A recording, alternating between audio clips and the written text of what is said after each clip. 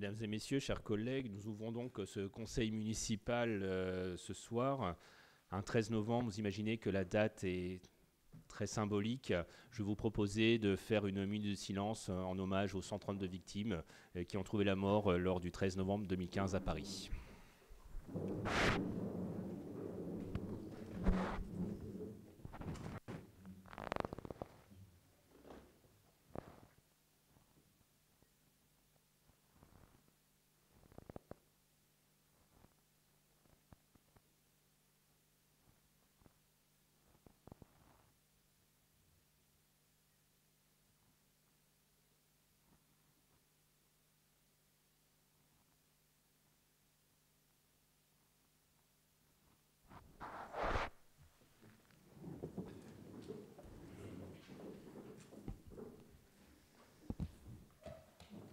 Alors, je dois aussi, en préambule, vous indiquer, vous faire part de la démission de M. Ismaël Boscos de son mandat de conseiller municipal. Et Mme Cécile Fréré a été appelée pour le remplacer, Ismaël, élu démissionnaire, conformément à l'article L270 du Code électoral qui dispose que le candidat venant sur une liste immédiatement après le dernier élu est appelé à remplacer le conseiller municipal élu sur la liste dont le siège devient vacant.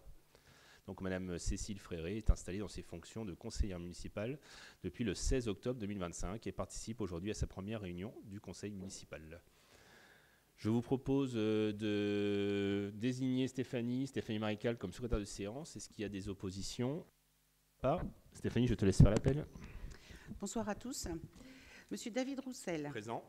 Monsieur Pierre Aubry. Présent. Stéphanie Marical, présente. Monsieur Florentin Cogny. Madame Dominique Tessier, j'ai son pouvoir. Monsieur Jean-Marie de Mondion. Présent. Madame Élisa Cavelier. Présent. Monsieur Serge Lambert. Présent. Madame Agnès Delalande. Présent. Madame Denise Poulain. Présent. Madame Marie-France Bougot. Présent. Monsieur Patrice Duval. Présent. Madame Evelyne Baril. Présent. Madame Brigitte Soun. Madame Christine Jor. Présent. Madame Catherine Duhornet. Madame Marie-Agnès Poussier-Winsbach. Pouvoir. Monsieur Rénald Maheu. Présent. Madame Stéphanie Vengeon. Pouvoir. Monsieur Éric Flamand. Présent. Monsieur Jonathan Fiquet. Pouvoir. Monsieur Jean-Baptiste Hôpital. Présent. Madame Montaine-Le-Pelletier. Présent. Monsieur Jacques Louiset. Présent. Madame Chantal Carr-Lambert. Madame Isabelle Lordy-Gaudan. Madame Bénédicte Martin. Madame Céline Cuisny, Monsieur Victor Fournier, Madame Heidi Anouchka-Tréberne, Monsieur Didier Leclerc, présent. Madame Florence Auguel, procuration, et Madame Cécile Fréré. Merci. Merci Stéphanie. Nous démarrons donc par l'adoption du procès-verbal de la séance du 13 octobre 2025. Est-ce qu'il y a des observations? Je n'en vois pas, je mets aux voix. Madame Martin, pardon. Oui, nous allons voter contre ce procès-verbal. Alors, au-delà des documents que vous ne nous avez toujours pas transmis, dont on comprend que vous n'allez pas nous les transmettre avant la fin du mandat, vous avez noté sur deux des votes, le premier vœu et le vote sur la vente de la résidence Jean Bart, que nous nous étions abstenus. Or, nous n'avons pas souhaité prendre part au vote. Alors certes, vous n'avez pas d'obligation légale à distinguer les deux, mais vous comprenez bien que politiquement, ça n'a pas du tout le même sens. C'est pourquoi nous allons voter contre. C'est noté, en effet, juridiquement, c'est la même chose. Politiquement ou différemment, on l'entend bien dans votre distinction, mais juridiquement, c'est la même chose. Je mets aux voix qui est contre, qui s'abstient. Merci. Nous démarrons donc avec une décision modificative du budget. Pardon, Mme Ligaudan.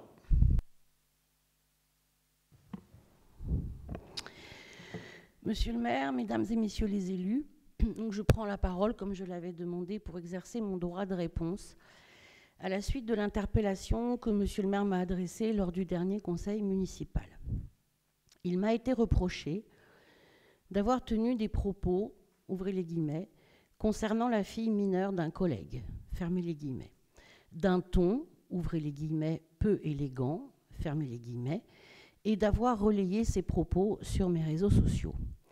On m'a aussi rappelé que, ouvrez les guillemets, nous ne sommes pas là pour exposer des enfants, fermez les guillemets. La vidéo du Conseil du 13 octobre montre ma stupeur à l'écoute de ces accusations. On m'y voit chercher en vain ce que j'aurais bien pu dire à propos d'un enfant.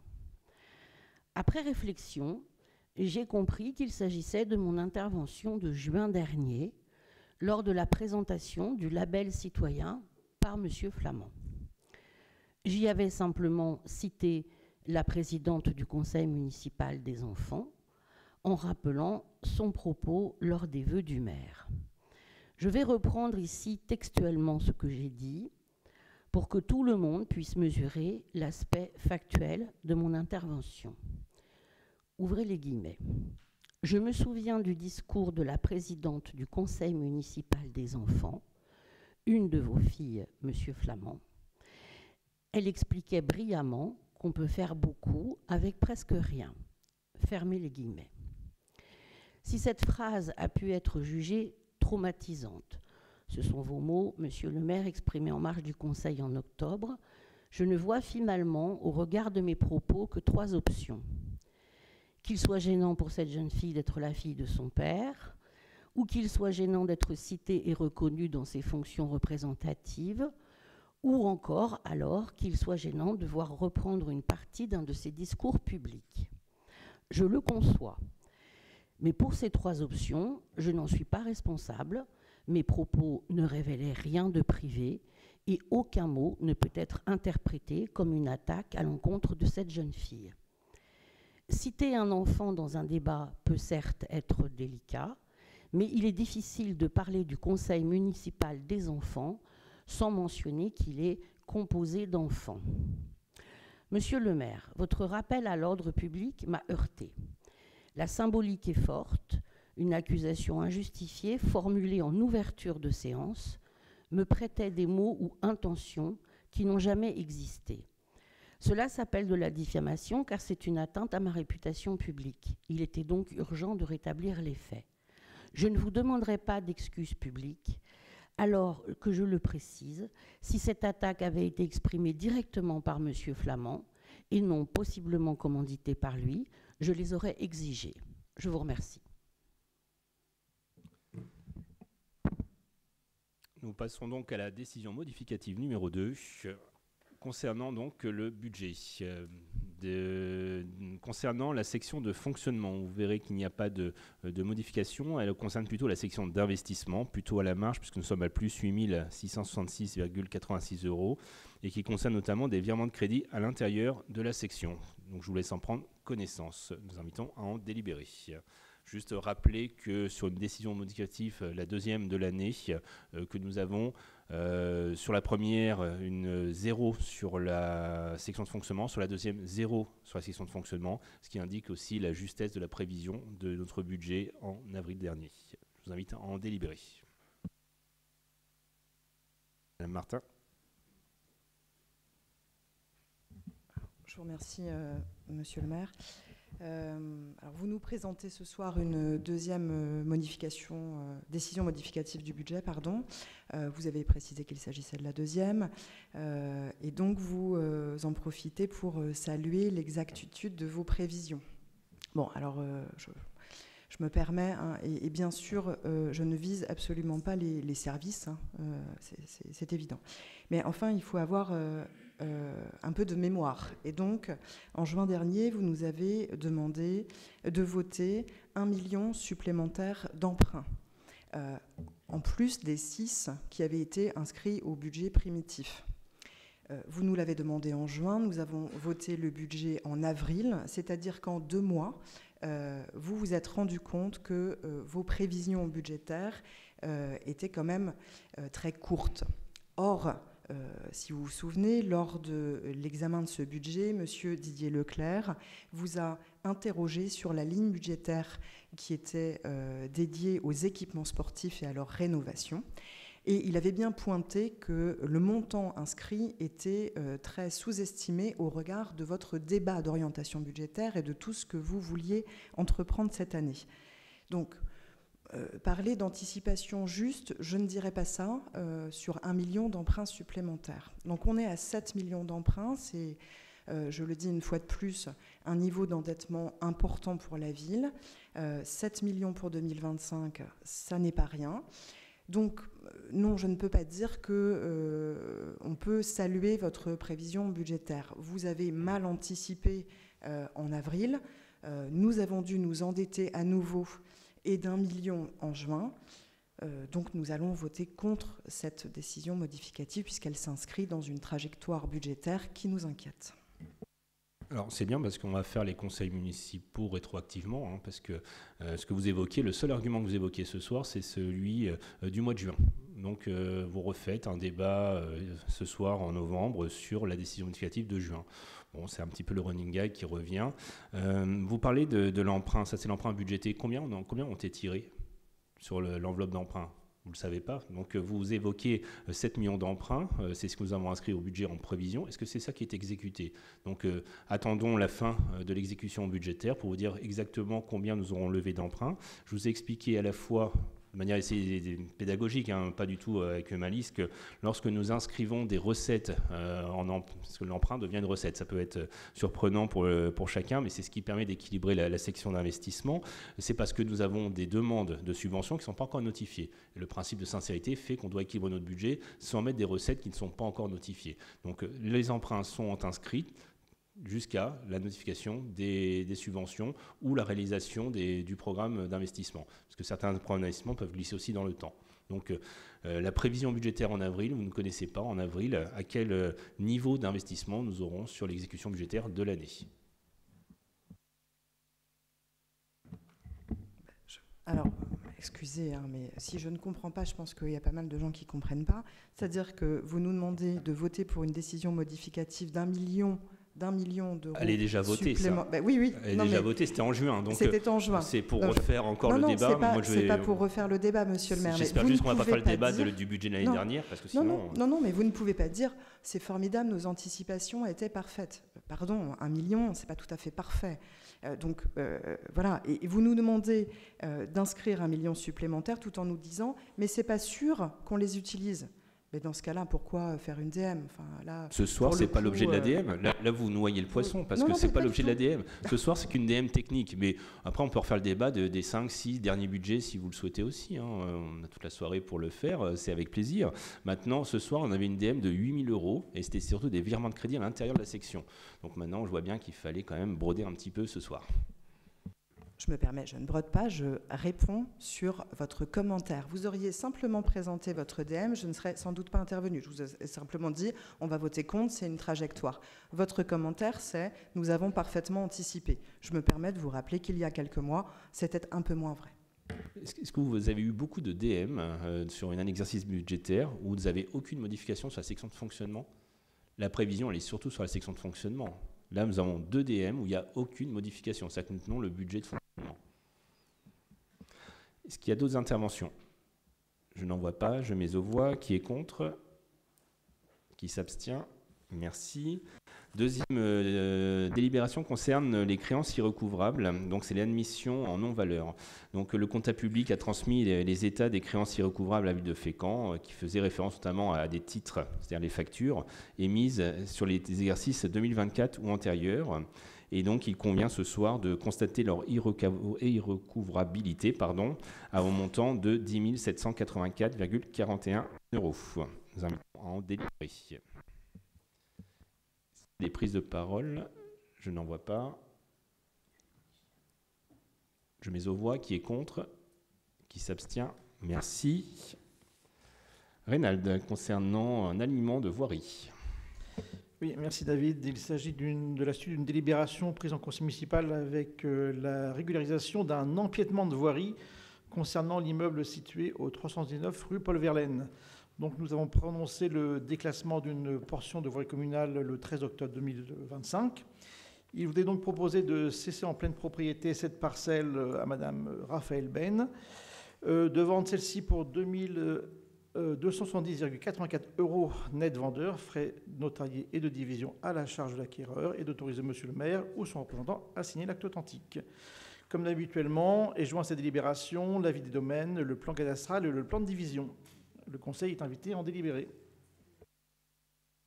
Merci Reynald. Est-ce qu'il y a des questions, des prises de parole? Je n'en vois pas, je mets aux voix. Qui est contre? Qui s'abstient? Unanimité, merci. Concernant le déclassement de la propriété du 47 rue Paul Vasselin. Oui, donc il s'agit d'une délibération concernant le déclassement de cet immeuble. Donc cet immeuble était occupé auparavant par des associations, mais il est désormais vide et désaffecté. La ville n'ayant plus l'usage de ce bien, il est prévu de le céder à un tiers pour rénovation et ainsi donner une nouvelle vie à cette propriété.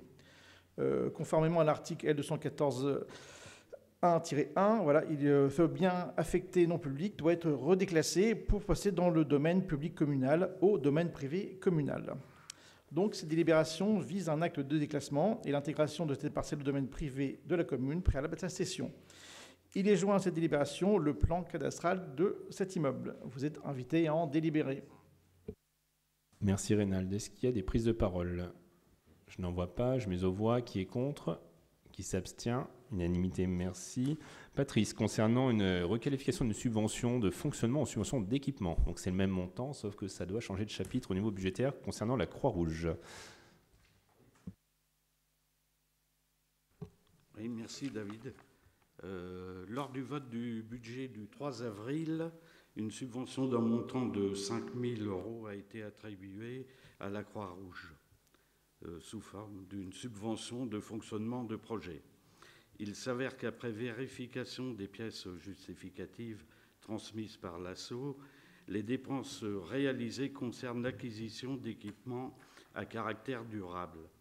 Aussi, afin de pouvoir soutenir l'association, il convient de requalifier la subvention versée en subvention d'équipement.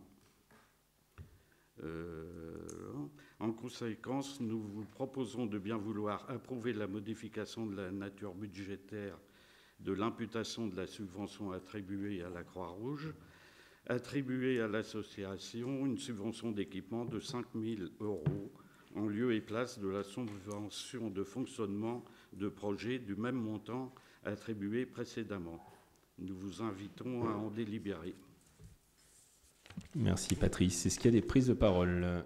Je n'en vois pas, je mets aux voix. Qui est contre? Qui s'abstient? Unanimité, merci.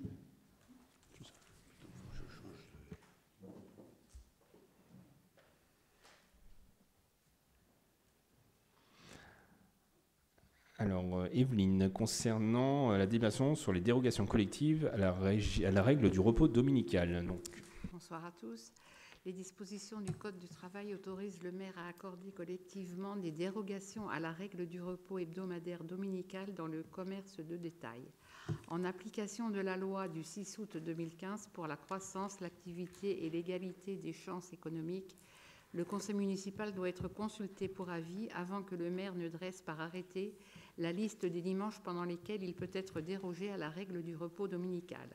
La loi permet d'autoriser l'ouverture de commerces de détail jusqu'à 12 dimanches dont la liste doit être arrêtée au plus tard le 31 décembre 2025. La ville est sollicitée par différentes enseignes présentes à Fécamp et par l'Union commerciale Fécamp Escale Shopping pour les dates suivantes. Pour donc l'année 2026, 11 janvier, 3 mai, 10 mai, 17 mai, 28 juin, 16 août, 30 août, 11 octobre, 6 décembre, 13, 20, 27 décembre. Les différentes organisations patronales et syndicales ainsi que la Chambre de commerce et d'industrie et la Chambre des métiers et de l'artisanat ont été consultées afin de recueillir leurs avis. Conformément aux dispositions législatives applicables, le nombre de dimanches objet de la demande étant supérieur à 5, le Conseil communautaire doit émettre un avis conforme sur ces ouvertures avant décision du maire. L'autorisation d'ouvrir certains dimanches de façon collective permet de soutenir l'activité des commerces du détail de Fécamp. Compte tenu de ce qui précède, nous vous proposons d'émettre un avis favorable à la dérogation à la règle du repos hebdomadaire dominical dans le commerce de détail de Fécamp au titre de l'année 2026. les dimanches suscités, nous vous invitons à en délibérer. Merci Evelyne. Donc, traditionnelle délibération. Est-ce qu'il y a des prises de parole? Je n'en vois pas. Oui, Monsieur Leclerc.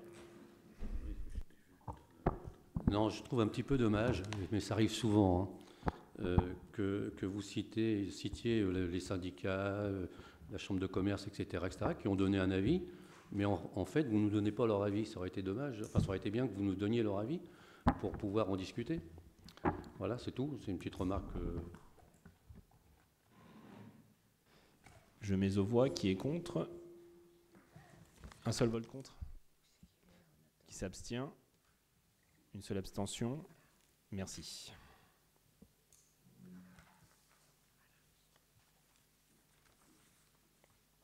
Arrivons au terme de ce conseil municipal. Je vous souhaite une bonne soirée.